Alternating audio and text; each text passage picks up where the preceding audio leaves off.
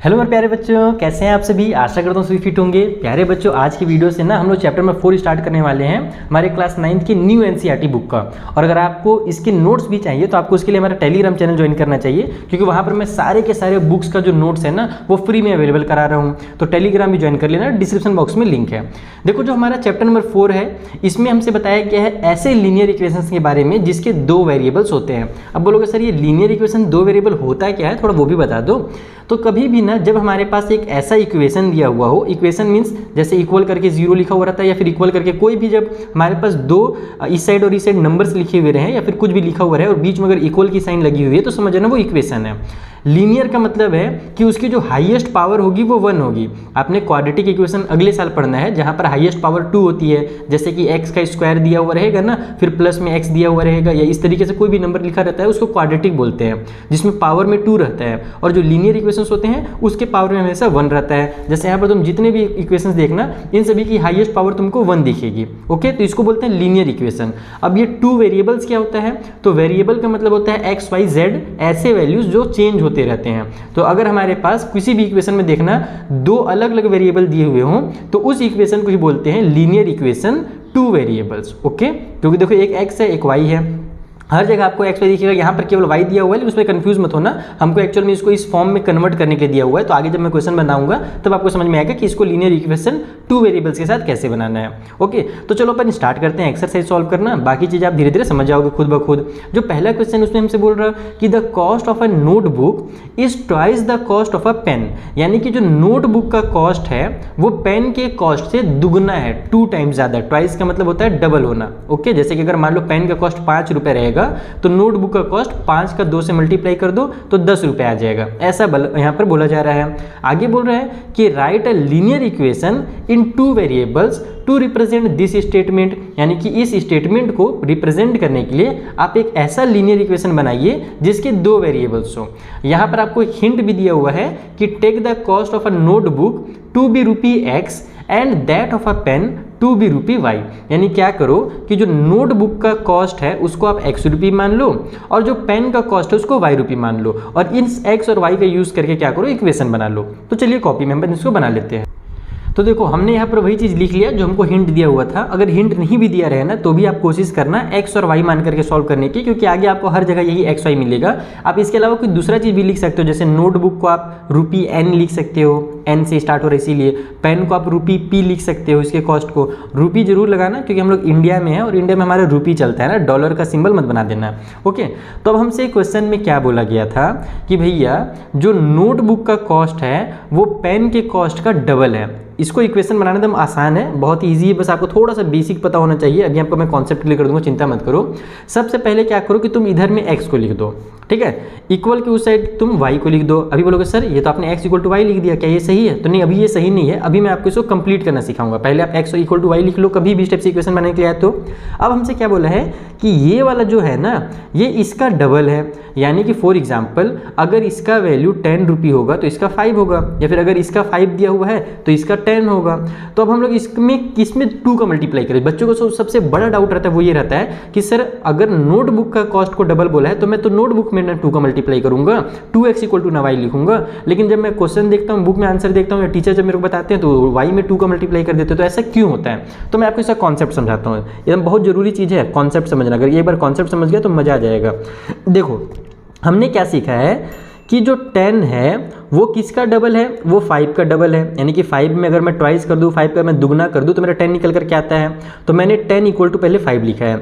अभी ये क्या सही है? क्या ये इक्वेशन मेरा सही कहलाएगा? क्या कभी मेरा 10 5 के बराबर हो सकता है, इक्वल हो सकता है? नहीं हो सकता ना, ये पॉसिबल ही नहीं कि बीच में इक्वल की साइन लगे, क्योंकि 10 अलग है और 5 छोटा हो जाता है तो इक्वल तो नहीं लगेगा।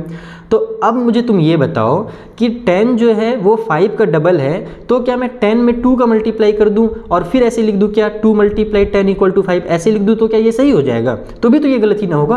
10 टू जो कितना होता है 20 होता है, और 20 इक्वल टू मैं 5 लिखूंगा तो भी तो गलत बात है, वो भी पॉसिबल नहीं है। 20 अलग चीज़ और 5 अलग चीज़ है, तो बीच में इक्वल की साइन वहाँ भी नहीं लग सकती।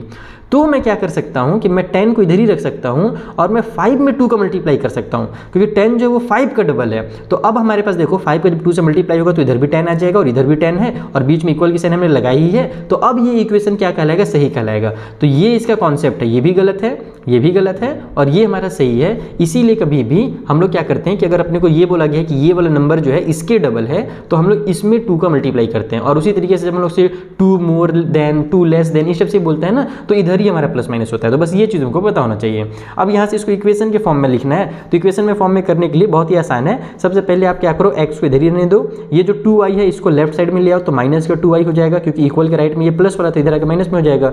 अब इक्वल लगा दो, ये जो पहले से था, और इसके राइट में कुछ बचा है क्या, कुछ नहीं बचा, 2y था जो हमने इधर ले आया, तो इधर बस 0 कर दो। तो यही क्या हो जाएगा, हमारा लीनियर इक्वेशन बन जाएगा 2 वेरिएबल्स के साथ। तो इस तरीके से आपको इस क्वेश्चन को सॉल्व करना था। आई होप आपको समझ में आया होगा कि कैसे इक्वेशंस बनाया जाता है। बहुत ही बेसिक है, बहुत ही आसान, इसलिए आपको बहुत इजी लग रहा होगा। लेकिन आप RS अग्रवाल और RD शर्मा अगर कोई भी एक बुक पढ़ रहे हो तो बहुत जरूरी है वो बुक्स पढ़ना, क्योंकि बहुत सारे क्वेश्चंस वहाँ से भी आते हैं। ठीक है, तो आपके स्कूल में जो भी बुक पढ़ाया जा रहा होगा उससे प्रैक्टिस जरूर करना। एक एक्स्ट्रा बुक की जरूरत हमेशा पड़ती है, क्योंकि यहाँ पर केवल एक ही क्वेश्चन करने से ना कॉन्सेप्ट क्लियर तो हो जाता है लेकिन प्रैक्टिस नहीं हो पाती है। तो प्रैक्टिस के लिए अपने को दूसरे बुक्स की जरूरत पड़ती है। चलो अगला जो क्वेश्चन उससे बनाते हैं। सो नेक्स्ट वाले क्वेश्चन में बोला जा रहा है कि express the following linear equations. यहाँ पर जो आपको लीनियर इक्वेशंस दिए हुए हैं इसको इस फॉर्म में करना है, ax + by + c = 0। और ये जो है ना, ये स्टैंडर्ड फॉर्म होता है किसी भी लीनियर इक्वेशन 2 वेरिएबल का। ओके, स्टैंडर्ड फॉर्म में अपने को इन सभी को करना है। And indicate the value of a, b and c in each case. और तीनों केस में आपको a, b और c की वैल्यू भी बतानी है। देखो ये जो ax लिखा हुआ है इसका मतलब क्या, वो मैं आपको समझा देता हूँ। यहाँ पर आपने जो x लिखा था ना, इसके बगल में एक नंबर 1 हमेशा रहता है छुपा हुआ। तो एक्चुअल में जो x है वो 1x कहलाता है। तो 1 जो है वो a है और ये x तो x रहेगा। उसके बाद फिर प्लस में जो by है, इसका मतलब ये हुआ कि जो अगला नंबर होता है वो पॉजिटिव by होता है। लेकिन यहाँ पर अगर निगेटिव है तो इसमें कंफ्यूज मत होना कि सर बुक में तो स्टैंडर्ड फॉर्म में प्लस दिया हुआ है।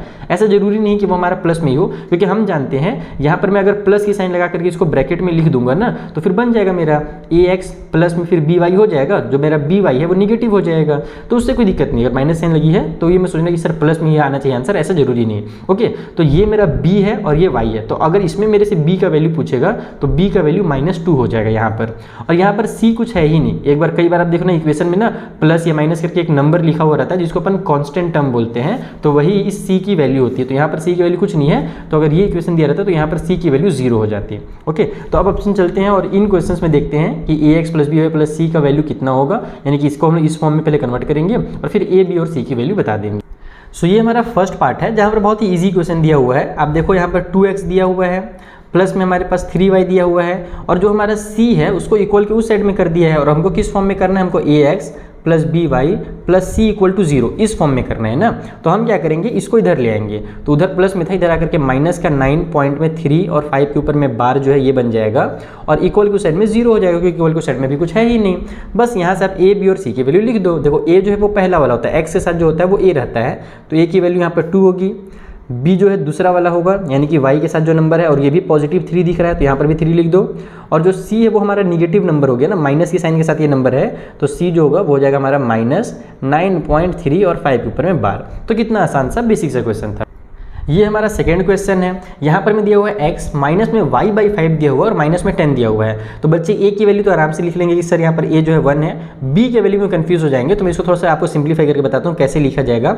x के बदले में तो x ही रख दो, माइनस की साइन लगाओ, और यहाँ पर आप क्या करो, इसको 1/5y कर दो। क्योंकि हम क्या जानते हैं कि अगर नीचे में 5 है तो हम लोग के पास ऊपर में y के साथ एक 1 तो छुपा ही हुआ रहता है। तो y को अगर मैं अलग लिख दूँ तो y का 1 से मल्टीप्लाई होगा तो y आ जाएगा, और नीचे में ये जो 5 है वो उतर जाएगा।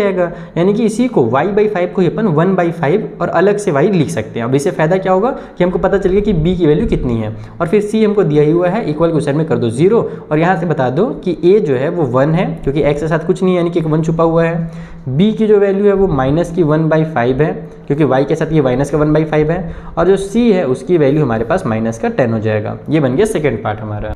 थर्ड पार्ट और ज़्यादा इजी है, जहाँ पर हमें -2x दिया हुआ है, इसको ऐसे ही रहने देते हैं। प्लस का 3y दिया है, उसको भी ऐसे ही रहने देते हैं। ये जो 6 है उसको इधर ले आएंगे तो -6 हो जाएगा, और इक्वल के साइड में 0 हो जाएगा। बन गया हमारा स्टैंडर्ड फॉर्म। अब यहाँ पर आप लिख दो कि a के बदले में भैया हमारे पास -2 है, b के बदले में हमारे पास पॉजिटिव वाला 3 है, और c के बदले में हमारे पास -6 है। और ये हमारा क्वेश्चन यहाँ पर कंप्लीट हो जाएगा। और एक चीज़ आप यहाँ पर और भी कर सकते हो, जैसे कि जहाँ पर हमारे पास x के साथ में कुछ अगर नहीं दिया हुआ है, हम तो जानते हैं कि वहाँ पर 1 है, लेकिन अगर आप उसको शो भी करना चाहते हो तो आप इसको 1x भी लिख सकते हो, क्योंकि यहाँ पर हमको एकदम स्टैंडर्ड फॉर्म में बोला गया ना लिखने के लिए ax + by + c, तो आपका जो a है वो भी दिखना चाहिए अकॉर्डिंग टू क्वेश्चन मेरे हिसाब से। तो आप क्या करना कि x अगर सिंगल लिखा हुआ है तो उसके साथ आप 1x लिख देना, ठीक है। और कहीं पर वैसा तो जरूरत नहीं पड़ा था अपने को, हाँ वैसा कहीं पर जरूरत नहीं पड़ा था, तो फिर और जगह पर लिखने की जरूरत नहीं है। ये रहा फोर्थ क्वेश्चन, जहाँ पर x = 3y दे दिया है। बच्चे थोड़ा सा कंफ्यूज हो सकते हैं, लेकिन बहुत ही सिंपल ये भी है। आप कुछ नहीं करो, x को 1x लिख दो जैसे कि मैंने आपको अभी बताया। उसके बाद 3y को इधर ले आओ तो -3y हो जाएगा। हमारा बन गया ax, हमारा बन गया by। अब हमारे पास प्लस के साइन के साथ एक c भी आता है जो कि हमको नहीं दिया हुआ है, तो हम यहाँ पर उसके बदले में एक 0 लिख देंगे, और इक्वल के उस साइड में कुछ नहीं है बचा हुआ तो उधर भी 0 कर देंगे। तो ये होगा मेरा ax + by + c का वैल्यू। बोलोगे सर ये प्लस आप बार बार बोल रहे हो, लेकिन हम कंफ्यूज हैं थोड़ा सा कि सर ये प्लस कैसे हो रहा है। तो देखो इसको ऐसे कर सकते हैं अपन, रफली मैं आपको समझा रहा हूँ। ये मेरा 1x है, प्लस की साइन में -3y लिख दूंगा, और प्लस की साइन के साथ 0 = 0 लिख सकता हूँ। तो होता क्या है कि जो हमारा माइनस में 3y है वो एक्चुअल में उस 3 के लिए माइनस है। अगर आप पढ़ोगे उसको स्टैंडर्ड फॉर्म को तो वो 1x प्लस में -3y और प्लस में 0 = 0 इस तरीके से ही पढ़ाता है। इट मीन्स अगर कोई चीज़ माइनस में दिया हुआ है तो उसमें कंफ्यूज नहीं होना है, वो हमारे स्टैंडर्ड फॉर्म में ही लिखा हुआ है। बस वो निगेटिव जो है ना वो हमारे इस क्या बोलते हैं वेरिएबल के लिए है, वेरिएबल बोल रहा हूँ, इस नंबर 3 के लिए, कॉन्स्टेंट के लिए है। तो अब यहाँ पर अपन लिख लेते हैं इसको।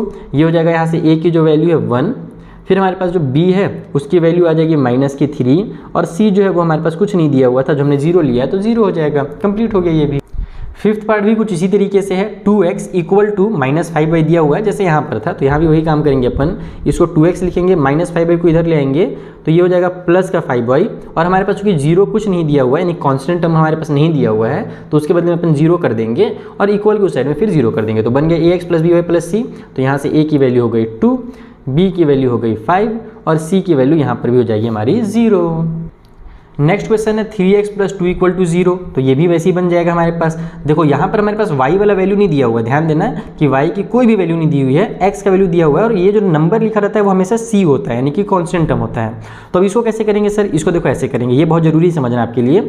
यहाँ पर आपका हो जाएगा ये 3x, अब y का कुछ नहीं दिया हुआ है तो अपन 1y नहीं लिख सकते उसको। अगर 1y लिख दोगे तो 1y मतलब कि y हो जाएगा, और y तो दिया ही नहीं अपने को।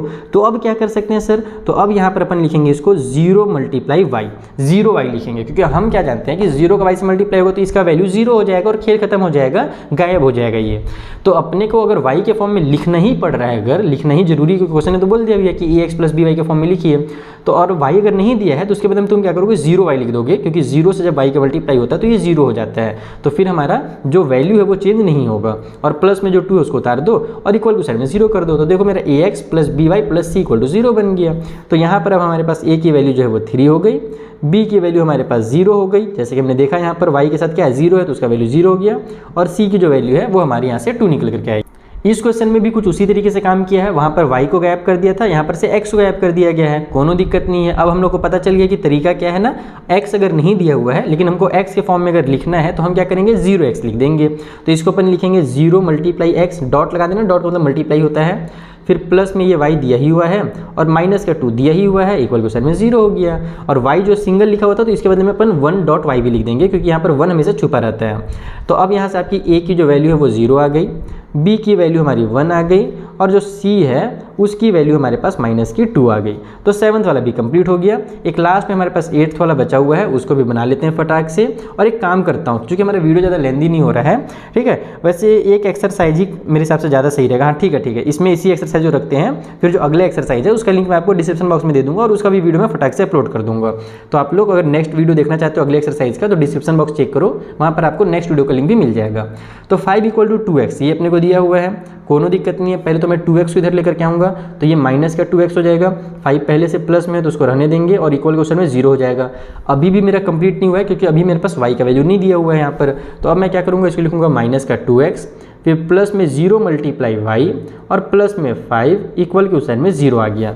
तो यहाँ से आपकी a की जो वैल्यू है वो -2 हो गई, b की जो वैल्यू है वो 0 हो गई, और c की वैल्यू हमारी 5 हो गई। और इस तरीके से हमारा ये क्वेश्चन होता है कंप्लीट, और साथ ही साथ ये एक्सरसाइज भी कंप्लीट होता है, जो कि बहुत ही बेसिक एक्सरसाइज था। बस आपको लीनियर इक्वेशन के बारे में ये एक्सरसाइज समझाना चाह रहा था कि वो होता क्या है, ठीक है। आई होप आपको अच्छे समझ में आ गया होगा।